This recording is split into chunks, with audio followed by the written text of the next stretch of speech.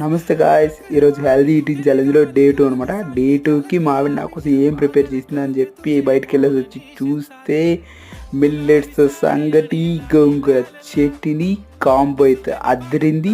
ఇంకా ప్లస్ దాని పక్కనే స్పౌట్స్ ఇంకా మొలకెత్తిన విత్తనాలు కాంబో అయితే సూపర్ ఉంది. 3 కాంబోస్. తర్వాత నైట్ డిన్నర్ అయితే ఇంకా చూసేయండి, అది కూడా ఏం తిన్నాను, 2 చపాతీలు ప్లస్ పప్పు దేనికన్నా వర్తే. ఇంకా కాంబో అయితే అద్దరింది అసలు.